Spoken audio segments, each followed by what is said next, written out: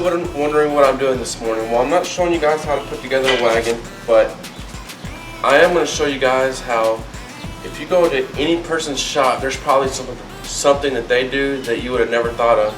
So this is something that my dad helped me come up with, and I'm going to show you guys what I'm trying to do to set up my planer.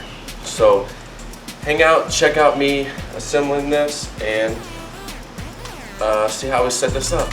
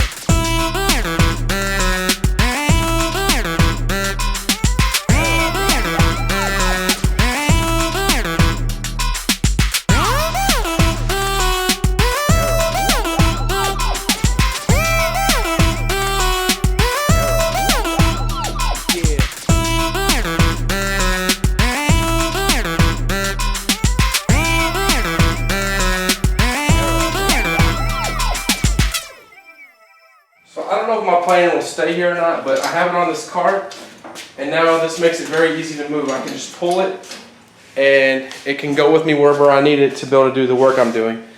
I'm most likely, until I get a dust collector set up, going to use it outside, so this makes it to where I can move it around in my shop without having to have a dedicated spot for it. And since this thing weighs right at 500 pounds, this makes it very easy for me to move.